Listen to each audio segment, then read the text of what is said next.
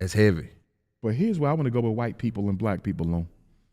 Because I always talk about selective morality, picking and choosing what you care about. Yeah. Dr. Umar Johnson talks about the idea of selective morality.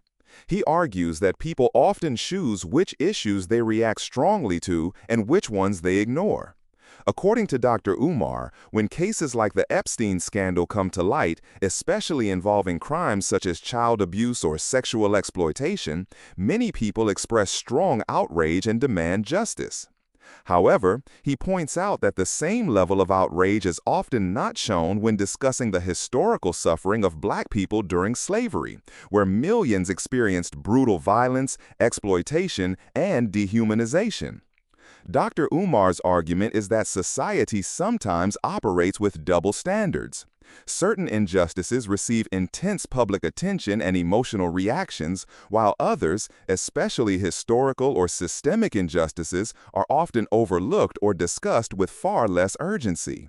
In simple terms, he believes people should apply the same moral standards to all forms of injustice rather than reacting strongly to some issues while ignoring others. Yeah. White people upset over this, right? Children being molested, women being raped, people being murdered, right? Here's my question to white people. If this really bothers you, why do you have a problem giving black people reparations? Because everything that has been done in the Epstein files to your little white kids was done to our black children for 250 years. Loon, there's nothing in the Epstein file that was not done on the plantation. They raped our boys. They raped our girls. They raped our women. They raped our men. They unalived them. They ate them. Everything white people crying about in these Epstein files, and they should because it's wrong. But guess what? It was done to black people for 250 years. Remember, Jeffrey Epstein bought the island, Little St. James, I believe it's called, for $8 million in 98. 08, 18, 28, it's been 28 years. 28 years! We went through it for 250. Right. So what are you saying, white people? That when it happens to white kids, it's bad, but when it happened to black kids, it's not? And if you so against pedophilia, white America, right? Do you plan on celebrating July 4th, 250th birthday? Because wasn't Thomas Jefferson a pedophile? Wasn't George Washington a pedophile? Wasn't most of the slave plantation owners pedophiles? Dr. Umar Johnson says that white people are very angry about the Epstein case because it involves serious crimes such as child abuse, rape of women, and murder.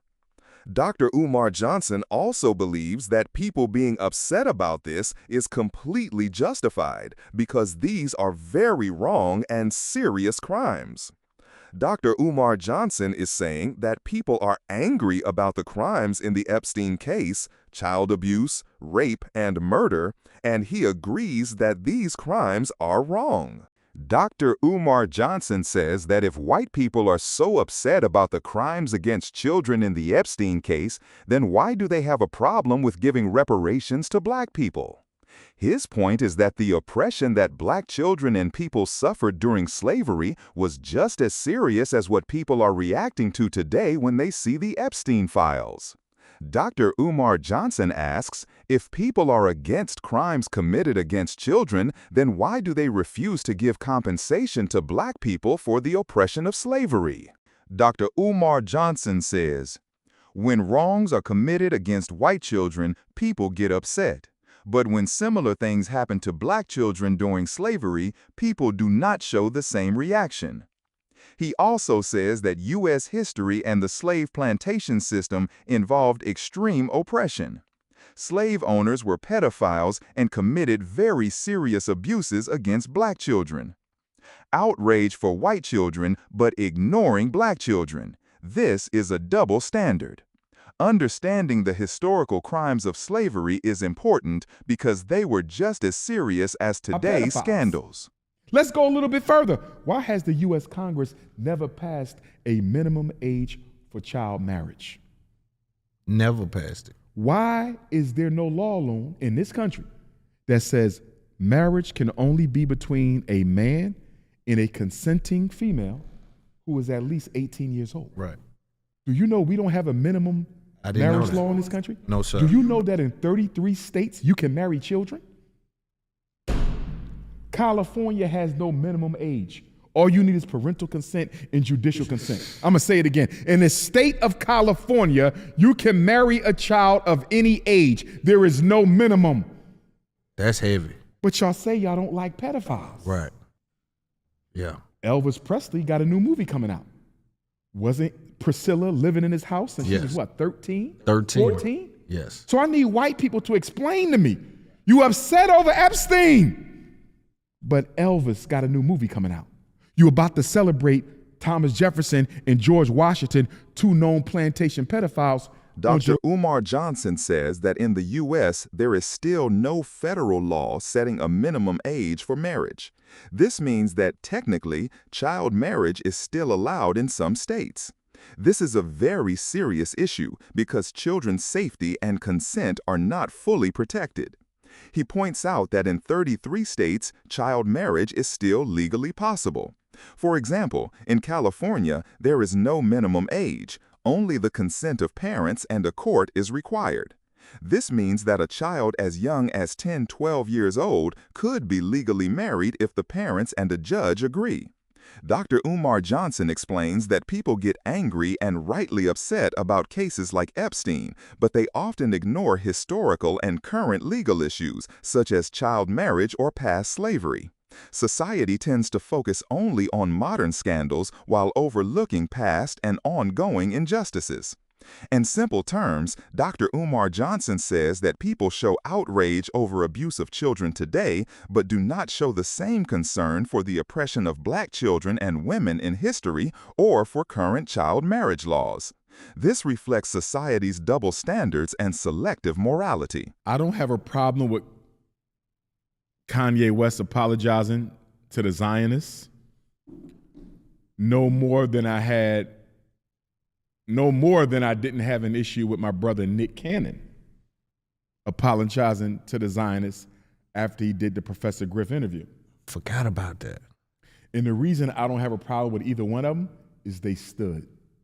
At least you stood. Think about it, Loon. We got a bully coming through the front door. Dr. Umar Johnson's point here starts with Kanye West, Ye, and his apology. He discusses that Kanye took a stand for what he believed, but later issued an apology, which could confuse people about whether he was sincere or strategic. Dr. Umar gives the example of Nick Cannon. He says that Nick Cannon also took a stand and apologized when he came under pressure. The point, at least both of them tried to take a stand, meaning no one remained completely silent. They took action. At least he stood up and boxed him. When he realized he couldn't beat him, he backed off, but at least he gave it a shot. Dr. Umar Johnson says that Kanye West at least tried to take a stand when he faced attacks or pressure.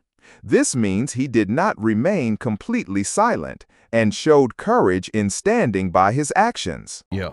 I can't do this on my own. Lost it all. They not let me do no concerts. They messing with my money. They trying to box me out. You see, I got the highest child support in American history, right? Dr. Umar Johnson explains here that Kanye faced a very high risk to his money, career, and public image, which made it difficult for him to maintain his position. For this reason, he decided to issue an apology in order to protect his career and financial situation. Strategic. Stop the bleed. Dr. Umar Johnson says that Kanye's apology was strategic, meaning he gave it to protect his career and public image, more as a calculated move than out of sincerity. Course of action for him. Because we got to get to the point, Loon, where when you cross the race, you excommunicated. We can't keep this revolving door.